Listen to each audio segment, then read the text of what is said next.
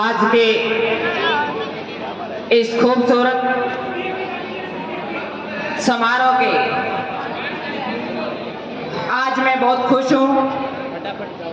और मुझे जब मैं टिटोली की तरफ आ रही थी तो मुझे बड़ा अच्छा लग रहा था, क्योंकि स्वामी दयानंद जी की 200वीं जन्म शताब्दी पर एक खूबसूरत आयोजन स्वामी आर्यवेद जी द्वारा पूरी टीम, जिसमें बहन पूनम, परवेश, मुझे नहीं पता भैया, और मेरे पहुंचाओ वहाँ पे साथ में बैठे मेरे गांव के वीरेंद्र प्रधान भाई साहब जी, मेरे सामने बैठे मेरे चाचे ताऊ, मेरी चाची ताई, और बड़े भाई साहब अमेरिका से यहाँ आकर के इस आयोजन में शामिल हुए हैं, जिनका एक हमेशा मेरे ऊपर छोटी बहन होने के नाते आशीर्वाद रहता है। मेरे सामने बैठे मेरे छोटे बहन भाई सभी को मैं नमस्कार करती हूँ, प्रणाम करती हूँ। सौभाग्यशाली हूँ, मेरी शिक्षा पत्ती गुरुकुल की रही। मैं कन्या गुरुकुल खड़ की विद्यार्थी रही। स्वामी रतनदेव जी के द्वारा लगाया गया वो पौधा गुरुकुल कुंभाखेड़ा, गुरुकुल खड़, जहां पर मैंने वहां पर शिक्षा ग्रहण की। और मैं ये चाहती हूँ, आप कह रहे हैं कि युवाओं को जोड़िए, ये कीजिए, वो कीजिए। मैं एक बात कहती हूँ, मेरी माएँ बैठी हैं, जब तक वो स्वामी दयानंद जी के बारे में अपने बच्चों को गर्भ में नहीं पढ़ाएंगी, जो लक्ष्य हमारा वो लक्ष्य तब तक पूरा नहीं होगा। जब वो गर्भ में पढ़ेंगी तब जाकर के वो लक्ष्य पूरा होगा। आप कहते हैं एक बच्चे का निर्माण कहां से होता है?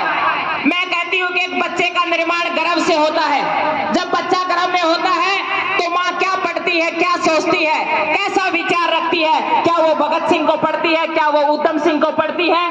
क्या वो भीमराव अंबेडकर को पढ़ती है? क्या उसने स्वामी दयानंद को पढ़ा या स्वामी विवेकानंद को पढ़ा? उनके विचार कैसे थे? अगर आप अभिमन्यु को के बारे में जानेंगे तो उसकी माँ ने गर्भ के अंदर पढ़ा था कि वेद क्या है, ग्रंथ क्या है, महाभारत क्या है, रामायण क्या है, तब जाकर के अभिमन्यु का निर्माण हुआ था। मैं चाहती हूँ मेरे देश के नौजवानों के अंदर, मैं बहुत सारी यूनिवर्सिटियों के अंदर जाती हूँ, बहुत सारे स्कूलों में जाती हूँ, समाज से जुड़ी रहती हूँ। मुझे अच्छा लगता है चाचे ताऊओं के बीच में बैठना, मुझे अच्छा लगता है मेरी चाची ताइयों के बीच में बैठना, मुझे अच्छा लगता है मेरे युवा भाइयों के साथ कंधे से कंधा मिला करके चलना। लेकिन आप चाहते हो कि देश आगे बढ़े और वही भगत सिंह पैदा हो, तो मेरे स्वामी दयानंद तो एक बात कहते थे कि घर में चाय नहीं होनी चाहिए। आज जब भी मेहमान आता तो सबसे पहले हमारे घर के अंदर चाय आती है, तो कैसे हम उस देश के युवा को, नौजवान को लेकर के आएंगे? मैं हरियाणा की बेटी हूँ, जहाँ पर दूध दही का खाना, आज मेरे देश के हालात ऐसे हैं कि हर घर के अंदर नशा है, हर युवा नशे के अंदर है। आज शराब की बोतलें खुलती हैं, आज दूध डोलों में आता है और शराब पेटियों में आती है। ये मेरे देश की हालात है, ये मेरे प्रदेश की हालात है। थोड़ी सी कड़वी बातें हैं, लेकिन कह देती हूँ स्टेज के माध्यम से। मैं चाहती हूँ इस आर्य समाज में बड़े बड़े जलसे होते थे, जिनको बैठ करके हमने 3-3 दिन तक उस गुरुकुल की संस्था में बैठ करके उन जलसों को सुना है। सहदेव जी बेधड़क यहाँ स्टेज पे गाते थे कि किस तरीके का हमारा देश होना चाहिए, कैसा भाईचारा होना चाहिए, और नारी की शिक्षा को लेकर के जो आर्य समाज ने जो काम किया वो काबिले तारीफ है। वो कोई संस्था नहीं कर सकती, ना कोई समाज कर सकता। 1875 के अंदर स्वामी दयानंद जी ने बंबई से जो अलग जगाई थी, जो देश को आगे ले जाने की, उसी अलग को लेकर के हम सब ने घर घर में हमने स्वामी दयानंद पैदा करने पड़ेंगे, तब जाकर के हम पूरे देश में आर्य समाज की गंगा बहा सकते हैं।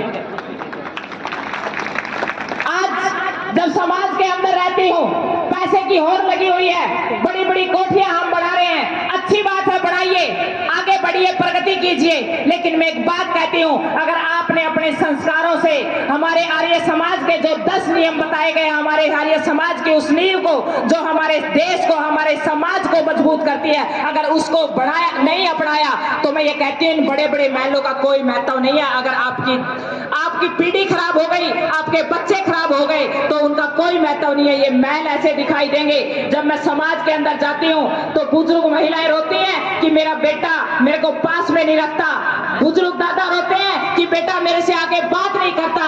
क्या स्वामी दयानंद जी ऐसा देश चाहते थे? क्या स्वामी दयानंद जी ऐसा देश देखना चाहते थे?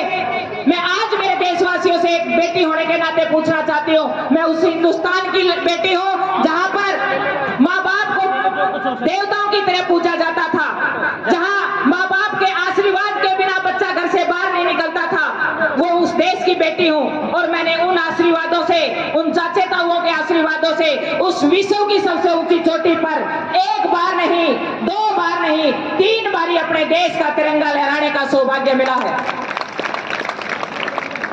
मैं कहती हूँ कि ये मेरे अंदर ये जोश, ये जुनून कहां से आया? ये मेरे को शिक्षा प्रणाली से आया, गुरुकुल की शिक्षा प्रणाली से आया, जहां पर मैंने प्रांगण में बैठ करके प्लाथी लगा करके भगत सिंह को सुना, उधम सिंह को सुना, किस तरीके से उधम सिंह ने जनरल डायर को जाकर के लंदन में गोलियों से अपने बाप का बदला लिया।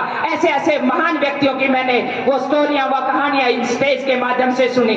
अगर आप चाहती हो अपने बच्चों को आगे बढ़ाना तो ये कहानियां उन बच्चों को जरूर सुनाए। और इन्हीं विचारों को लेकर के मैं आगे बढ़ी और मैंने विश्व के 7 महाद्वीप, जब 7 महाद्वीपों का चक्कर लगाते हैं तो 7 महाद्वीपों पर जब पूरी धरती का एक चक्कर लग जाता है, अंटार्कटिका जैसा ग्लेशियर जहां पर जीवन यापन नहीं है, उन 7 महाद्वीपों पर अपने देश का तिरंगा लहराने का सौभाग्य भी मुझे मिला।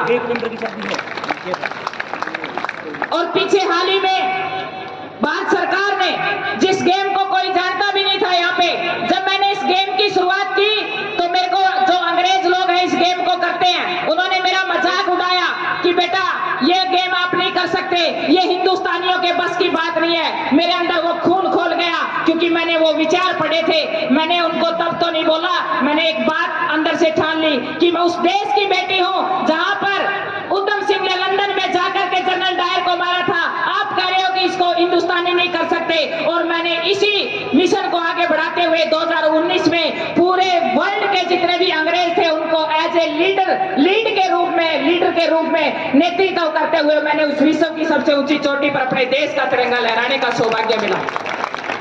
मेरा कहने का भाव यही है, अगर आप चाहते हो अपना देश अच्छा हो, स्वस्थ हो, हमारे नौजवान मजबूत हो, तो आपने एक चीज पे जरूर काम करना पड़ेगा, विचार और आहार। यदि आहार अच्छा नहीं रहा, यदि दूध दही का खाना नहीं रहा, आज मैं गांव में जाती हूँ तो बच्चों को मालपुड़ों का नहीं पता है, खीर का नहीं पता है, हलवे का नहीं पता है, आज बर्गर गांव के अंदर आ गए हैं। कैसे देशभक्त आप निकालना चाहती हो? मैं मेरी माँ से पूछना चाहती हूँ। अगर आप चाहती हो मेरा देश मजबूत बने, मेरे देश के युवा मजबूत बने, मेरा देश प्रगति करे, जिस देश की युवा शक्ति मजबूत है वही देश आगे बढ़ता है। और मैं चाहती हूँ कि मेरे देश के जितने भी चाचे ताऊ बैठे हैं, जितने भी माताएं बैठी है, कि एक ही चीज पे काम करना है, हमने अपने असली प्रॉपर्टी पे काम करना है, और वो असली प्रॉपर्टी है हमारे बच्चे, हमारे नौजवान। यदि हमारे बच्चे और हमारे नौजवान मजबूत होंगे तो हमारा देश हमेशा मजबूत होगा। उसको सोने की चिड़िया से कोई नहीं रोक सकता, वो हमेशा सोने की चिड़िया रहेगा।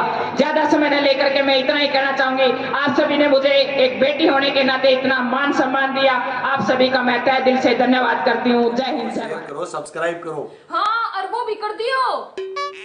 जी। अरे वो एक कमेंट।